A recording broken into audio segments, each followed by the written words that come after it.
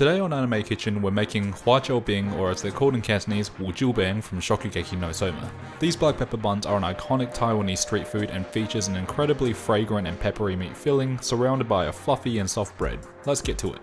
To start things off, we're going to be preparing our fillings. First, we're simply removing the ends of 3 to 4 large spring onions before cutting them into thick rounds. You want to cut these between half a centimeter to 1 centimeter in thickness. By cutting the spring onions thicker, they're going to hold their shape a lot better, which will help provide some more crunch inside the bun, and they're also going to act as a sponge for all of the meat fillings juices to soak into. Once you're done slicing the spring onions, just transfer them into a bowl and set them off to one side for later use. Next up, we need to prepare our pork filling. Today I'm going to be using some fatty pork scotch fillet, which I'm simply going to cut into some thin strips. Feel free to use whatever fatty cut of meat you like, or alternatively, you can also use pork mince if the fat content is around 30%. Anything leaner than that can result in a drier filling. Once you've got all your pork sliced up, we'll also need to grate a 5cm knob, or roughly 1 tablespoon's worth of ginger and 1 tablespoon's worth of garlic, which should be about 2 to 3 large cloves. When that's all done, we can set these guys off to one side and we can bring out our big boy food processor. Into the bowl of our food processor, we're first going to add in all of our sliced up pork, or our pork mince. Following that, we're adding in all of the grated ginger and garlic. Now to our filling, we're adding in our hero ingredient, freshly ground black pepper, a whole tablespoon's worth. These aren't called black pepper buns for nothing. Along with the black pepper, we're also adding in 1.5 tablespoons of soy sauce, 1.5 tablespoons of sake, 1.5 tablespoons of sesame oil, 2 teaspoons of rice wine vinegar, 2 teaspoons of mirin, 1 tablespoon of oyster sauce that's refusing to make your life easy, around 2 to 3 grams of salt, and a teaspoon of five spice powder that I forgot to record. Slap the lid onto your food processor, and then you'll want to pulse this together for about 45 seconds or until the filling has emulsified into a thick, slightly chunky paste like I have here. You don't want to go too hard on pulsing the filling together, otherwise it can feel quite gummy once cooked. When you're happy with the consistency of the filling, transfer it into a container and cover it with a lid. Hopefully you can find one that actually closes properly, unlike this one I have here. Place the filling into the fridge and let that rest while we make our dough. To start our dough, we're combining 200 ml of warm water with 8 grams of yeast and half a tablespoon of white sugar. Give this all a quick mix together and allow it to sit for 10 minutes. This is to check that our yeast is alive. You'll know that the yeast is active and alive if the mixture becomes foamy like this during those 10 minutes. While the yeast is doing its thing, you want to combine 150 grams of bread flour, 150 grams of all-purpose flour, 1 tablespoon of white sugar, and 2 grams of salt into the bowl of a stand mixer. Turn the mixer onto low for a minute and let everything get well combined.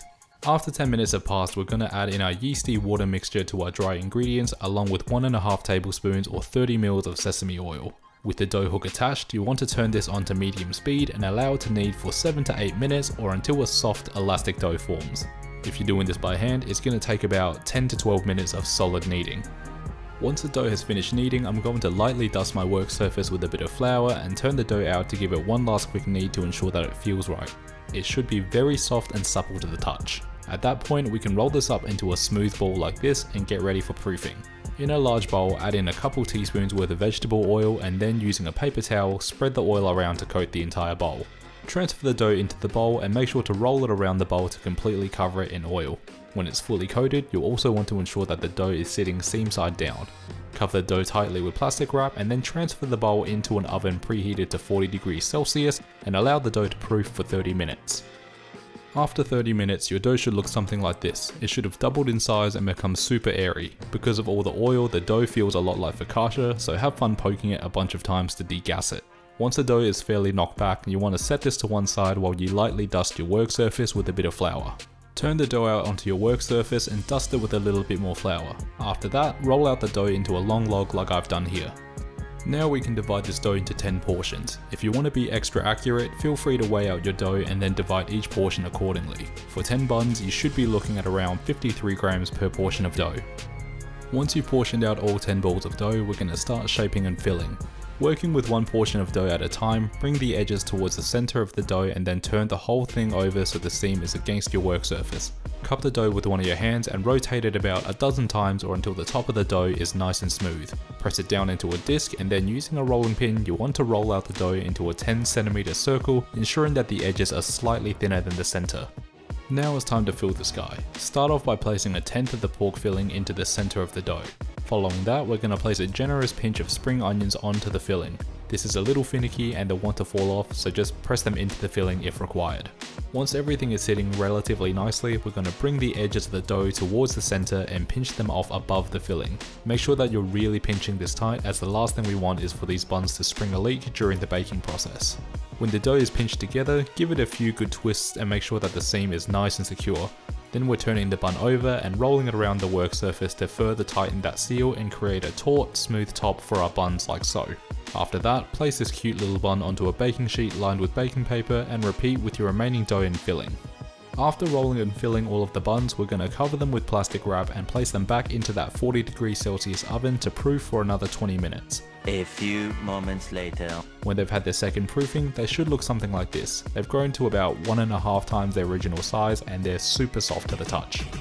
Now that our buns have been proofed, we need to get them prepped for baking. To begin, we're going to start by brushing down our buns with an egg wash made from a tablespoon of milk with 1 egg yolk. Make sure you're fully brushing down the buns from top to bottom with this egg wash as well, because unlike what I'm doing here, any spots that are missed are going to be very obvious once they come out of the oven.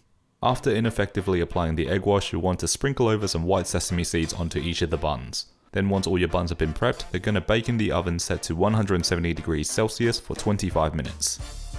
After 25 minutes, your house should smell amazing, and when you pull those trays out of the oven, you should be greeted by 10 beautiful golden black pepper buns. Let these guys rest for 5 minutes after pulling them out of the oven so that all the juices inside can settle, and take that time to just admire how beautifully they all turned out. And that, my friends, is the black pepper buns from Shokugeki no Soma. Now, it'd be an absolute shame to not get a cross section of these guys, so let's have a look inside and see how we did, shall we?